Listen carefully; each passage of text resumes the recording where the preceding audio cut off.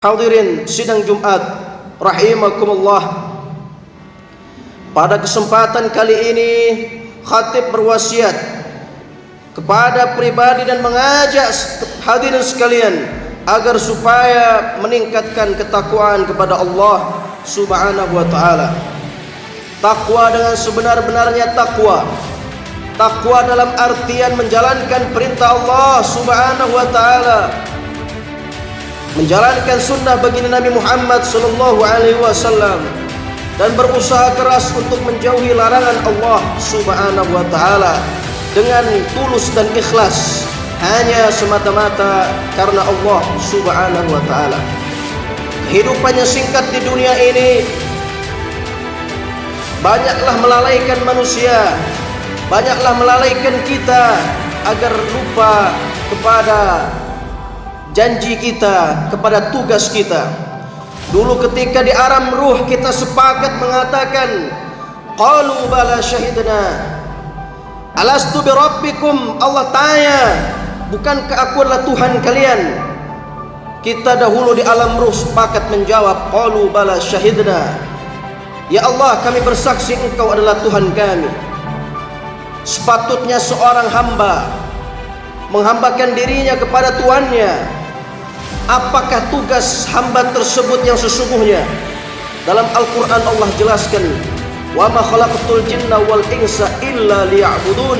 Tidaklah aku ciptakan jin dan manusia melainkan ia untuk beribadah kepada Allah Subhanahu wa taala.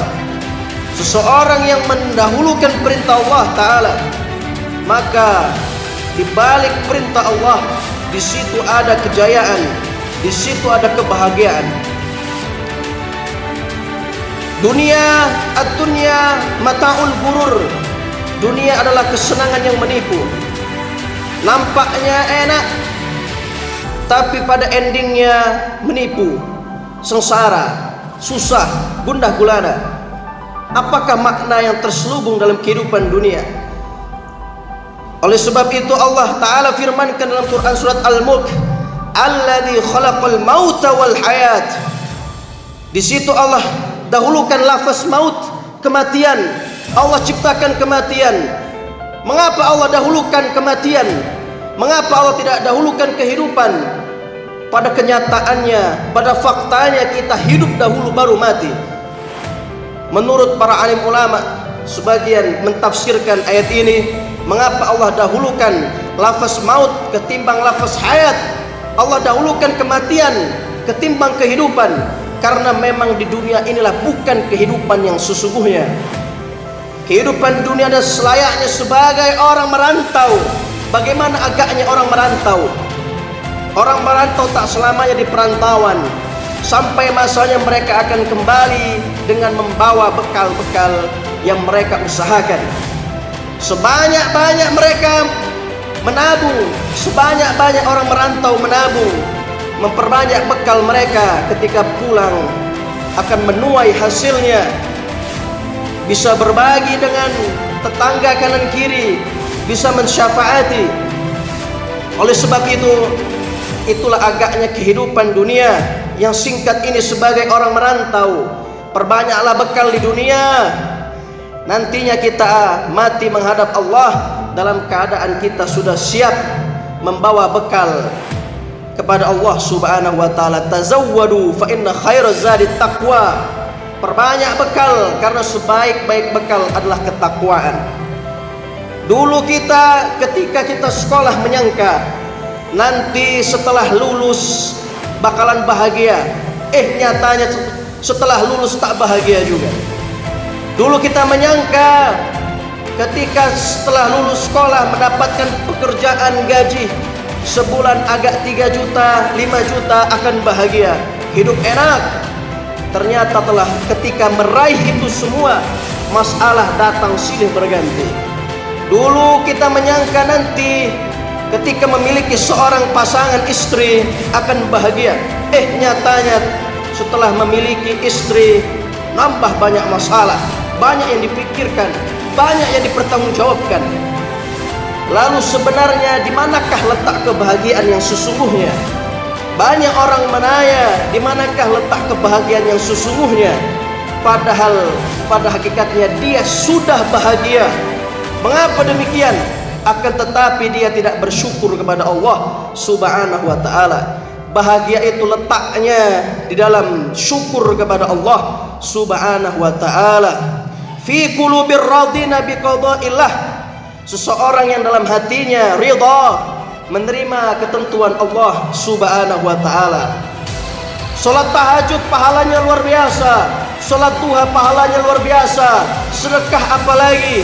Tapi ada amalan yang menandingi itu semua. Apa itu dia? Sabar. Innama yuwaffas sabiruna ajrahum bighairi hisab.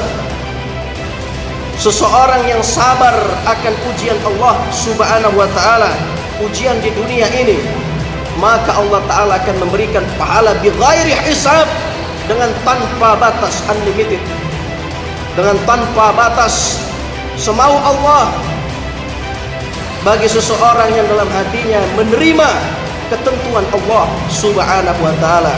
Oleh sebab itu, hadirin sidang Jumat rahimakumullah, marilah kita meningkatkan ketakwaan kita kepada Allah Subhanahu wa taala. Jangan sampai di kehidupan dunia yang menipu ini melalaikan kita, lupa akan tugas kita sebagai seorang hamba yang dulu kita pernah berjanji kepada Allah.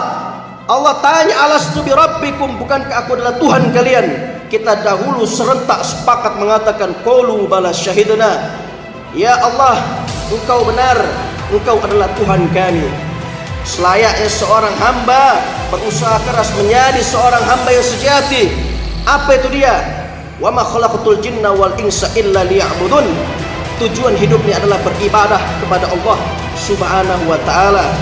Yang memiliki harta yang melimpah digunakannya untuk beribadah kepada Allah Subhanahu wa taala, sebagai kekuatan dia beribadah kepada Allah Subhanahu wa taala. Yang memiliki pangkat dan jabatan yang tinggi digunakannya sebagai menolong agama Allah Subhanahu wa taala. Barulah orang tersebut disebut orang yang terbaik. Umat ini dikatakan umat terbaik bukan karena pergi ke Mekah setahun 2 kali. Umat ini dikatakan umat terbaik bukan karena lantang menyampaikan khutbah. Umat ini dikatakan umat terbaik bukan karena merdu membacakan Al-Quran. Tetapi umat ini dikatakan umat terbaik, kuntum khaira umat, kamu adalah umat terbaik, ukhrijat linnas ta'muruna bil ma'ruf, bila kau sanggup mengajak orang berbuat baik, wa tanhauna 'anil munkar, bila kau sanggup mencegah orang berbuat kemungkaran.